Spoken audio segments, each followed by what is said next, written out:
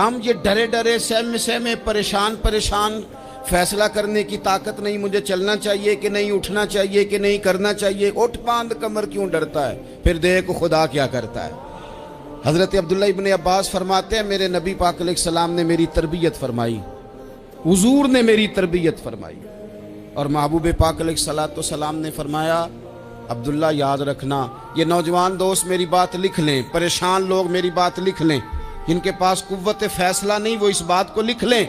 हज़रत अब्दुल्ला इब्न अब्बास फरमाते हैं मेरे नबी पाक अलैहिस्सलाम ने मुझसे फरमाया था अब्दुल्ला सुन, अगर सारी दुनिया मिल के तेरा कोई नफा करना चाहे कर नहीं सकती जब तक मेरे रब की रजा ना हो। और फरमाया सारी दुनिया मिल के तेरा कुछ बिगाड़ना चाहे तो अब्दुल्ला बिगाड़ नहीं सकती जब तक रब करीम की हिकमत का तकाजा ना हो। लोगों से डरना, लोगों की तरफ देखना, माहौल देख के अपने राह का तयन करना, हर बंदे के ख्यालात के मुताबिक ढलने की कोशिश करना, फलाना ना नाराज हो जाए, फलाना ना नाराज हो जाए, वो जिसने होना हो जाए, बस रब रसूल नाराज ना हो। अपनी जिंदगी में अपने मालिक को मौला जान के, बलिल्लाहु मौलाकुम, अल्लाह तुम्हारा मौला है, वहुव खैरुन नासिरीन, वो बेहतरीन मददगार है। तवज्जो जब भी करें रब की जानिब करें, अपने दिल का किबला दुरुस्त रखें, सोचों के जाविये सीधे रखें। मेरे भाई मालिक जब बंदोबस्त कर देना, जब मालिक बंदोबस्त कर दे फिर ऐसा बंदोबस्त करता है कि लोगों के पास ना चारा नहीं रहता। हजरत मरियम रज़ियल्लाहु ताला अन्हा पाकबाज थी, मस्जिद में रही थी, पर मालिक की हिकमत के तकाजे बड़े अजीब है ना। फिर जनाब मरियम को अल्लाह ताला ने बगैर शौहर के औलाद अता कर दी। ये बात ही ऐसी थी, वो किसी ने कहा था कि मखलूक तो फनकार है इस दर्जा के पल भर में, संगे दरे काबा से भी असनाम तराशे, तुम कौन हो क्या चीज़ है दागे कबाबी। लोगों ने तो मरियम पे भी इल्ज़ाम तराशे। तो लोगों ने कहा किधर से ले आई बच्चा, तेरा बाप तो ऐसा नहीं था, कहां से ले आई। अल्लाह करे मैं आपको समझा सकूं, जरा अपने आप को वहां खड़ा करें कि एक पाक बाज औरत, पाक बाप की बेटी, तैयब माँ की बेटी और अल्लाह के घर में परवरिश पाने वाली खातून, एक वो वक्त और एक ये वक्त कि उस औरत को कटहरे में खड़ा करके पूछा जा रहा है कि माज़अल्लाह तेरी गोद में बच्चा जायज नहीं है, कहां से लाई है। अब खुद से सफाइयां बंदा कितनी को दे, कितनी को वजाहतें करे। और मैंने तो अपनी जिंदगी में देखा है ज्यादा वजाहत देने वाले को भी लोग झूठा समझने लग जाते हैं, ज्यादा वजाहत देने पर भी लोग कमजोरी का इजहार समझते हैं कि कमजोर पड़ गया। आप सुलह की कोशिश करते हैं, सामने वाला बुज़दिल समझ लेता है, ज्यादा वजाहतें भी कमजोर कर देती हैं। अब हजरत मरियम को कटहरे में खड़ा करके कहा बच्चा किसका है, तो फिर खुदा बंदोबस्त जब करे, अल्लाह जब मददगार हो, तो फिर हजरत मरियम की गवाही दरख्तों से नहीं दिलवाई, उसने पत्तों से नहीं दिलवाई, फिर फरिश्ते नहीं भेजे। हजरत मरियम कहने लगी मुझसे ना पूछो, वो जो पंगूड़े में है उसी से पूछ लो, उनसे पूछो ना, वो कौन है पूछ लो, उनसे कर लो सवाल। उन्होंने कहा पंगूड़े में चंद दिनों का बच्चा ये जवाब देगा। मददगार था रब,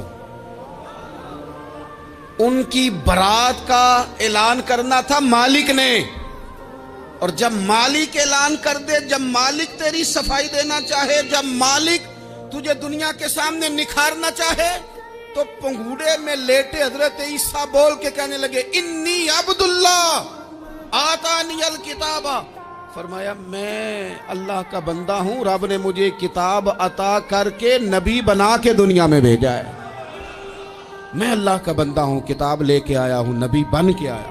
फिर पंगूड़े से ऐलान हो गया, फिर बच्चा बोल पड़ा।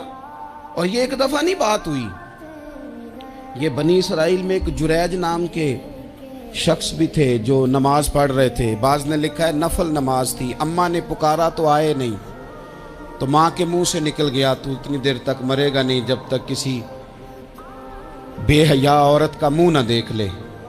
तो वो इबादत गुजार थे, लेकिन लोगों ने उनकी इबादत, रियाजत, परहेजगारी को नहीं देखा। बस एक औरत को भेज के इल्जाम लगवा दिया। वो औरत आया जाया करती थी, अब आ जाती हैं औरतें, मसला पूछने की नीयत से भी आ जाती हैं। माहौल में कुछ जगह ऐसी भी हैं जहां औरतें दम कराने के बहाने आ जाती हैं। वो खातून आती जाती थी उस खानका पे, आस्ताने पे, ये बुखारी में मौजूद है। फिर उसने कहा मेरी गोद में जो बच्चा है ये इन्हीं का है। मुझे बताएं कैसे बंदा वजाहत दे। हालात खराब हो गए, लोग कुटिया जलाने लगे, माहौल और तरह का बन गया। मेरे नबी पाक अलैहिस्सलातो सलाम फरमाते हैं फिर उस रब के बंदे ने कहा मालिक तू करीम है, तेरी मशीयत का तकाजा आया जो मेरी माँ ने जुमले बोले थे, पर अब मैं वजाहत देने के काबिल नहीं रहा। अब तू ही करम करेगा तो दरवाज़ा खुलेगा।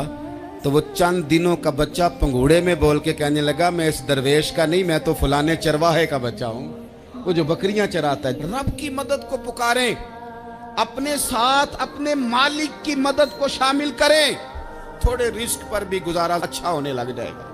सारे लोग आपको गिराने की तदबीरें कर रहे होंगे और मालिक आपको इज्जतें अता फरमा देगा। उसकी बारगाह से हिकमत का तकाजा और हो जाएगा।